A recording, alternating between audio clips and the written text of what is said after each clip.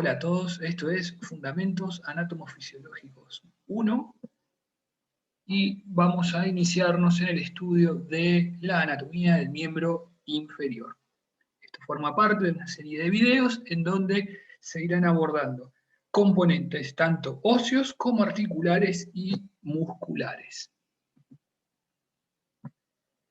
Primero, si vamos a hablar del miembro inferior, tenemos que hablar de cintura pélvica o de pelvis. Recordando una unidad del primer cuatrimestre, la pelvis estaba conformada por los dos huesos coxales o ilíacos y unidas por detrás por el sacro y por delante por, se unen ambos coxales por medio de la sínfisis del pubis. Otras articulaciones a considerar, las sacroilíacas. La sacroilíaca que eran de tipo anfiartrosis, al igual que la sínfisis. Recordando también el concepto de cintura, una cintura ayuda a unir estructuras del esqueleto apendicular al esqueleto axial, en este caso el miembro inferior al tronco. Lo que les mencionaba hoy, las dos articulaciones principales, la sínfisis del pubis y la sacroilíaca. Algunos movimientos globales de pelvis, esto quizá se consideró en el primer cuatrimestre, pero lo evaluamos, lo consideramos nuevamente. En posición neutra, ¿sí? Cuando la pelvis se puede inclinar hacia adelante, puede hacer inclinaciones laterales o rotaciones, y también puede hacer inclinaciones posteriores, inclinaciones no solamente del lado derecho, sino, o sea, derecha e izquierda, rotaciones también hacia ambos lados. Esto en el movimiento en donde la pelvis se vuelca hacia adelante, recibe el nombre de anteversión, y cuando la pelvis se vuelca hacia atrás, pensemos en la pelvis como si fuera una palangana, fíjense cómo de esta manera volcaría el contenido hacia adelante, y en este caso, cuando la pelvis se va hacia atrás, se puede denominar también retroversión, anteversión y retroversión de pelvis como movimientos específicos, más las inclinaciones laterales y las rotaciones. Miembro inferior, ¿cómo está considerado? Bueno, tenemos cintura pélvica, el muslo, conformados exclusivamente por el fémur, tenemos lo que es pierna con tibia y peroné, son los equivalentes a radio cúbito, siempre por acelerado me pasa. Y lo que son los huesos del pie. Articulaciones, uniendo cintura pélvica con muslo, cadera, uniendo muslo con pierna, rodilla, uniendo pierna con pie, el tobillo. Rápidamente, un repaso por el fémur. Son huesos largos, por lo tanto va a tener dos extremidades abultadas y en el centro lo que sería la diáfisis. Dentro de lo que sería la extremidad proximal del fémur vamos a encontrar una superficie que es redondeada, que se denomina cabeza. Como todos los accidentes óseos que se denominan cabeza, también reciben o tienen que estar unidos al resto de las estructuras por un cuello anatómico. Y otras salientes que vamos a encontrar, tenemos el trocánter mayor y el trocánter menor. Esto es en una vista posterior. Trocánter mayor, esto es palpable y visible, incluso haciendo inclinaciones laterales. Esto es lo que conformaría la extremidad, la epífisis, o extremidad en realidad, proximal.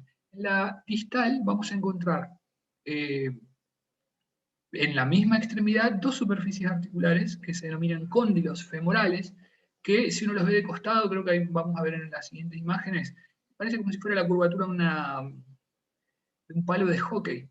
Es una superficie que, si bien esta es redondeada o esférica, esta es una superficie ovalada o elipsoidal, y son dos superficies dentro de la misma extremidad. Se denominan cóndilo medial y cóndilo lateral. El cóndilo medial es de mayor tamaño que el cóndilo lateral. Siguiendo, vamos descendiendo, nos vamos a... la rótula puede estar considerada en muslo, también puede estar considerada en pierna, depende de dónde la quieran localizar, y ya que estamos, en esta imagen no se ve, yo la localizaría en ahí entre medio de las dos, no me jugaría por ninguna. tendría que leer un poco más para ver dónde la localizamos. Pero me gustaría más ahí, en rodilla. Perdón, no, en rodilla no. Queda ahí. Tibia y peroné. Tibia y peroné. La tibia, acuérdense, siempre en posición medial. La línea media pasaría por aquí. Tenemos las tibias que son mediales, los peroné que son laterales. ¿Sí? La tibia va a conformar junto con el fémur la articulación femorotibial o rodilla, pero lo que es el peroné, no, el peroné termina antes. Las superficies articulares están acá, y el peroné, fíjense, es como el radio y el cúbito en el codo, uno sí, el otro no. Bueno, en esto pasa exactamente lo mismo. Hacia adelante vamos a encontrar una saliente ósea importante para reconocer que se llama tuberosidad anterior de la tibia. ¿Sí? Que es visible y palpable y es el lugar donde se inserta el ligamento rotuliano. Hacia la extremidad inferior vamos a encontrar dos salientes óseas que forman un canal. ¿Sí? Por un lado tenemos lo que se denomina el maléolo medial, que es el maléolo de la tibia, y hacia el lateral vamos a encontrar el maléolo lateral del peroné.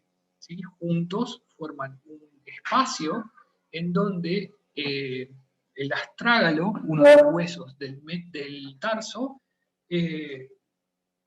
ocupa ese espacio y en conjunto forman la articulación del tobillo. Perdón, miren con delay. En el pie vamos a encontrar los huesos del tarso, el metatarso y las falanges. En lo que es el hueso del tarso tenemos astrágalo, el primero, que se forma la articulación, astrágalo, calcáneo y el cuboides. Este es el cuboides, el escafoides y tres cuñas o tres cuneiformes que están uno al ladito del otro. Los metacarpianos y la región de las falanges, perdón, metatarsianos y la región de las falanges proximales, medias y distales, al igual que en los dedos de la mano. Para ver un poco más en detalle, el astrágalo, esto es visto desde arriba, el astrágalo es el que toma el espacio que termina conformado por los dos maléolos. Y bueno, conforma el tobillo. El calcáneo, que es el que ocupa el espacio del talón, el escafoides, las tres cuñas o cuneiformes, y el cuboides. Los tres metatarsianos y las falanges. Fíjense que el dedo, el famoso dedo gordo del pie, tiene solamente dos falanges, exactamente igual que la mano. Nada más que los dedos se mencionan de otra manera. El dedo, el primero, siendo de medial a lateral, se denomina hallux, H-A-L-L-U-X, o hallux, o hallux. ¿Sí? La patología que es el juanete, que es el valgo de este dedo, que se pone así como formando una B con el resto de los dedos, se denomina hallux valgus, el valgo del hallux. Hallux, heliux, iliux, oliux, uliux. Una locura. Con que sepan el hallux, está bien. Ahora sí, nos vamos a ir ya a articulaciones y músculos. Vamos a ir a cadera, la cadera también denominada articulación coxofemoral. Está conformada por una parte del coxal que se denomina cavidad cotiloidea, también denominada acetábulo. Los dos nombres valen y hoy por hoy podríamos decir directamente acetábulo y está bien. Y es más cómodo, y lo que sería el fémur, específicamente la cabeza del fémur. Es una articulación de tipo de diartrosis, es decir, muy móvil, del tipo de las enartrosis. Fíjense, la superficie articular es bien esférica. Movimientos que puede realizar: flexión y extensión, separación y aproximación, circunducción y las rotaciones interna y externa. Yendo más en detalle a las superficies articulares, vamos a tener acá lo que sería la cavidad cotiloidea, el labrum y la cabeza del fémur. En conjunto, este labrum ayuda a mejorar la superficie articular, aumentarla y dar mayor estabilidad con respecto a si fuera solamente una unión sin ese ligamento. Aumenta lo que se denomina congruencia. Lo que les decía hoy, el labrum o rodete acetabular, que era lo que les mencionaba, lo que está acá en medio, el 2. Fíjense, esto es un corte sobre plano frontal. Fíjense cómo se ve bien la superficie articular, de forma esférica, ¿sí? Recubierta por su respectivo cartílago. Y acá también nos encontramos con una superficie articular que es esférica, en realidad es una porción de esfera, y nos vamos a encontrar también con el rodete, pero bueno, en este caso está recortado. Bueno, en esta imagen no se alcanza a percibir en su totalidad. Fíjense la cavidad sinovial, también conformada. Vamos a ver la cápsula, cómo está. Bueno, todos los elementos de una diartrosis, si tienen un momentito, después lo pueden observar en esta imagen. Vamos a rodilla. La rodilla es la articulación denominada también fémoro-tibial. ¿Sí? El peroné, por favor, en esta articulación no tiene nada, absolutamente nada que ver. Si bien está cerquita, la articulación entre tibia y peroné se llama tibio-peronea, pero no es algo que vayamos a considerar nosotros en este estudio, pues no es del tipo de diartrosis. ¿Qué vamos a encontrar? En la parte del femoral de la rodilla, vamos lo que mencionábamos hoy. Estas superficies articulares, que son dos puntos de unión en un mismo extremo, y que tienen esta forma ovalada, una forma ovoide, lo que les mencionaba hoy, lo que parecía como un palo de hockey. Esto es lo que se denominan cóndilos femorales.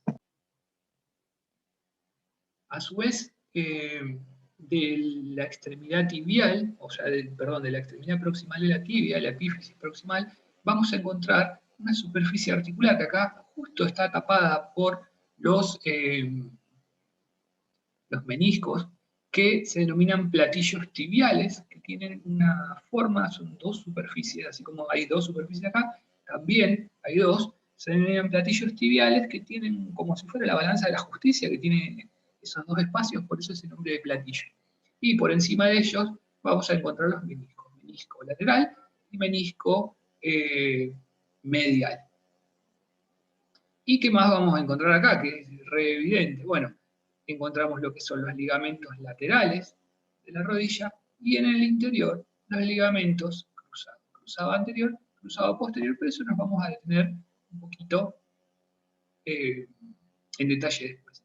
Y hay otra articulación que no tiene que ver con la rodilla, o sea, es un complejo articular, pero hay que ir desarmando, que no tiene que ver puntualmente, que es la articulación entre la rótula y el fémur, la articulación femoro-rotuliana. ¿Sí? Fíjense, esto es la parte de la vista posterior de la rótula, como tiene una superficie articular también para tomar contacto con la extremidad, bueno, con esta superficie articular y el cartílago también del fémur. Haciendo un repaso, los dos cóndilos femorales más los platillos tibiales, los platillos estarían por debajo acá, formarían como dos hundimientos. ¿Y cuáles son los movimientos que puede realizar? Flexión y extensión, ¿sí? Y hay dos movimientos que son rotaciones en la rodilla, pero que son rotaciones pasivas, y que tienen la condición de sí o sí producirse cuando la rodilla está en flexión. Pero ese movimiento no lo vamos a abordar, porque no es un movimiento que lo podemos hacer nosotros a voluntad, y sí o sí partiendo desde la rodilla en flexión. El cóndilo femoral, los cóndilos sí tienen un tamaño, el medial es de mayor tamaño que el lateral, y eso le permite, cuando la rodilla está en flexión, separarse un poquito y hacer un movimiento de rotación. Pero nosotros no lo vamos a considerar solamente la flexión y la extensión. En el manual que les pasé, la anatomía para el movimiento, está bastante interesante este aspecto.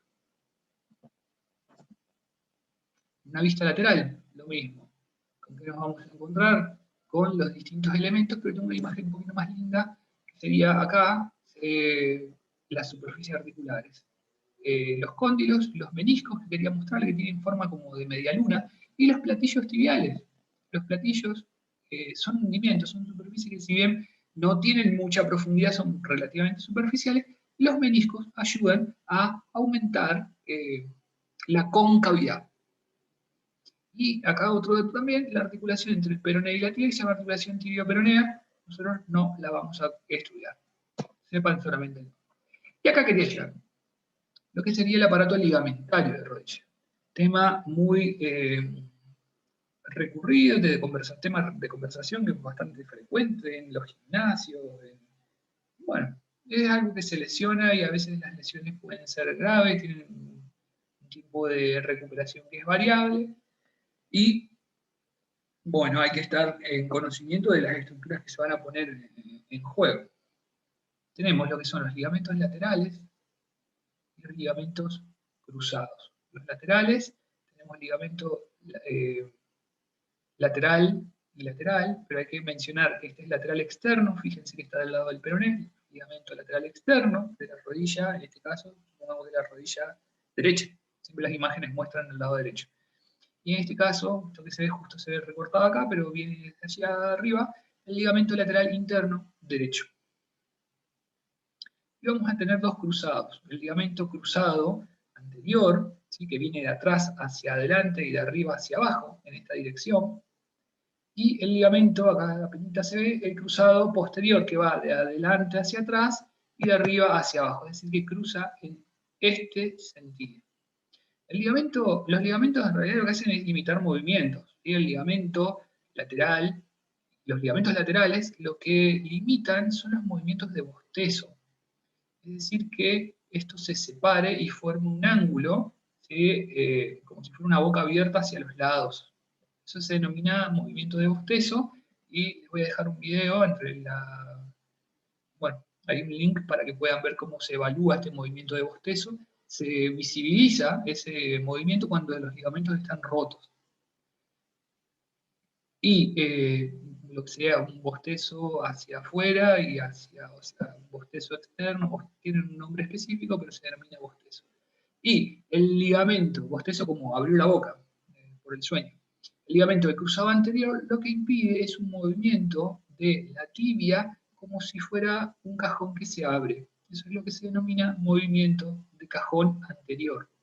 Y el ligamento cruzado posterior impide el movimiento de la rótula en sentido contrario, lo que se denomina movimiento de cajón posterior, como si estuviera, se desplazaría la tibia hacia atrás como si estuviéramos cerrando un cajón. Les dejo unos videos de lo que es la evaluación de los ligamentos cruzados y los laterales para que vean de que, bueno, esto tiene utilidad práctica en la clínica.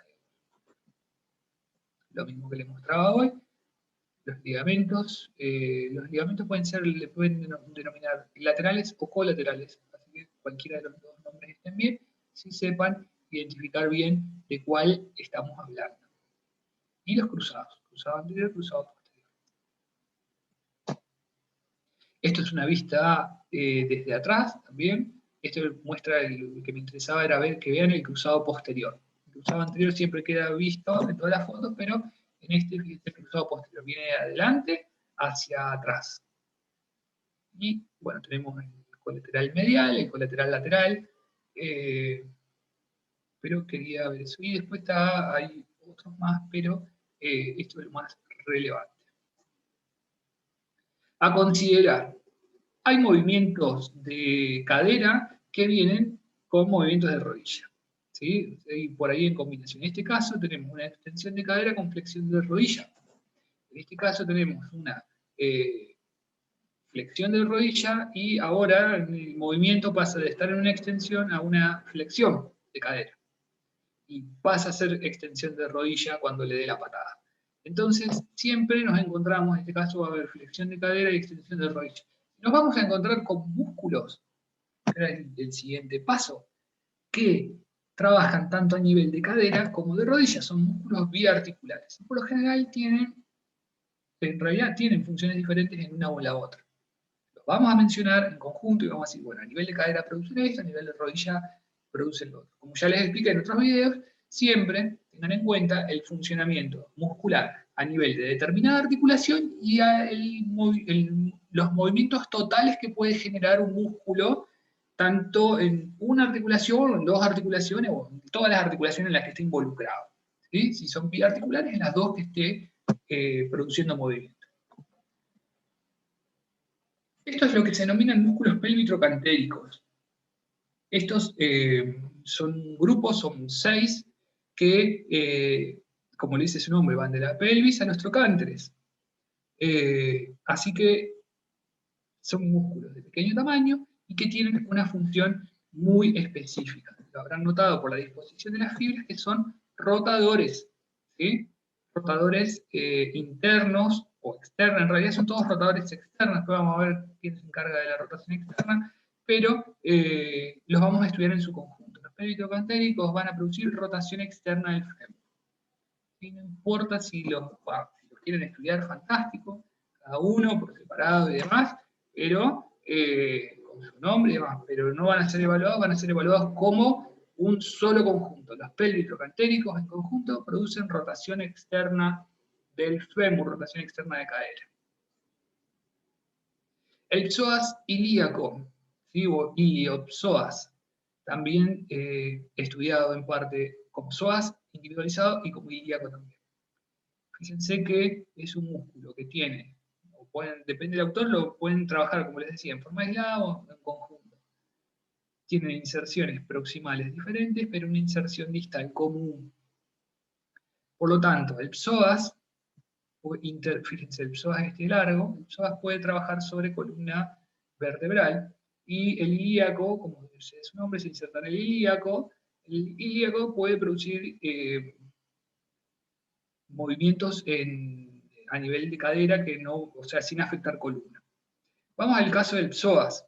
Si las vértebras son el punto fijo, si esto va a estar quieto, sí va a generar flexión de cadera más una abducción con rotación externa. Es bastante, a ver si está la imagen, cuando uno se prende con las manos suspendidas y quiere flexionar las piernas, que automáticamente la cadera se flexiona y produce, las piernas también se separan, y una rotación externa del psoas es el encargado de producirlo.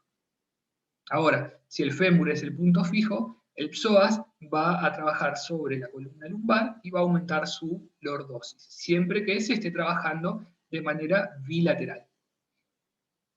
Ahora, en el caso del ilíaco, si el punto fijo es, o sea, si el ilíaco es el punto fijo, lo que va a producir es también una flexión de cadera, más una abducción, más una rotación externa. Es decir, que ese es el movimiento en conjunto del psoas ilíaco. Ahora, si el fémur es el que se queda fijo, y siempre que actuemos de los dos lados, se va a generar una anteversión de la pelvis, es decir, un vuelco hacia adelante, una inclinación anterior. En conjunto, si los vamos a considerar al psoas ilíaco o iliopsoas, vamos a hablar de esta función. Siempre que el ilíaco o la inserción próxima de tanto psoas o ilíaco sea la fija, vamos a hablar de que va a producir la flexión de la cadera más la abducción, es decir, más una separación y una rotación externa. Quédense con ese dato, lo otro es anecdótico. Continuando con la línea, glúteo menor y glúteo medio. ¿Sí? Lo mismo, hay que considerar qué es el punto fijo y qué es el punto móvil. Porque se acuerdan que podía generar movimientos tanto a nivel de, como le dije recién, a nivel de pelvis como a nivel de fémur. Entonces, si el ilíaco es el punto fijo, o sea, el ilíaco, ¿qué va a generar? Fíjense las fibras como están bien lateralizadas. Va a generar una abducción o separación de la cadera. Ahora, si el fémur es el que va a quedar fijo, ¿qué va a producir? Una inclinación lateral de pelvis. Siempre y cuando el glúteo medio esté trabajando en forma unilateral. Ahora, si los dos están trabajando, va a generar anteversión o retroversión. Depende qué músculo está acompañando. En conclusión, si el ilíaco está fijo, lo que va a producir es una abducción de cadera. Nos vamos a quedar acá. Respecto al glúteo menor, este es el medio, este es el menor, lo mismo. Si el ilíaco está fijo, va a generar una flexión, abducción, fíjense las fibras, en este caso no están tan verticalizadas, estas tienen más una inclinación hacia adelante, va a generar la flexión, abducción y rotación externa de cadera. Ya le agregué un componente rotatorio también. Fíjense que las fibras tienen una disposición en esta zona más anteriorizada. Si el fémur es el punto fijo y se contrae de manera unilateral, va a generar una inclinación externa, una inclinación lateral, cadera, y una rotación interna. Entonces se complejiza un poco más. Ahora, si es de los dos, va a generar anteversión. Nos quedamos con esto: flexión, abducción y rotación externa de cadera. Con respecto a los aductores también es un grupo muscular que tiene varios componentes: el aductor mayor, el aductor largo, el pectíneo, el corto y el recto interno. Lo mismo que para los pelvitrocantéricos, los vamos a estudiar en conjunto. Si el ilíaco está fijo, ¿qué van a producir? Como su nombre lo dice, aducción o aproximación. Fíjense cómo se insertan todos en el ilíaco, en un espacio específico, ahí cerca de la sínfisis del pubis. Si el ilíaco es el punto fijo, va a generar una aducción, pero también le va a agregar, fíjense, la mayoría tiene una disposición, si bien es medial, también es anterior, va a generar la flexión y una rotación, en este caso interna. Ahora, si el fémur es el punto fijo, va a generar una inclinación lateral. En este caso, una inclinación lateral interna. No tengo una imagen para mostrarle esa forma, pero es muy evidente. El que sigue, el tensor de la fascia lata. Antes de hablar del músculo que va a tensar a la fascia lata, tenemos que hablar de la fascia lata en sí. Si traducimos el concepto del latín, fascia lata significa cinta blanca. ¿Sí? ¿Qué vemos acá como cinta blanca? Todo esto que vemos acá, tejido conectivo, ¿sí? Que es lo que se denomina fascia lata. En esta es una cinta, se van insertando distintos músculos. Fíjense cómo acá, por ejemplo, este es el tensor de la fascia lata, se inserta en él, y otros más que ahora vamos a ir viendo también. ¿Qué pasa? Fíjense que está en una posición bien lateralizado, ¿sí? Va a generar, está lateralizado y está en una posición también anterior. Va a generar una flexión de cadera, siempre que el ilíaco sea el punto fijo. Va a generar rotación interna y una abducción, es decir, una separación del fémur. Ahora, si el miembro inferior es el que está fijo, ¿sí? Y si es unilateral, va a generar anteversión y demás. Nos vamos a quedar con esto. El tensor de la fascia lata produce flexión de cadera, rotación interna y una abducción del fémur.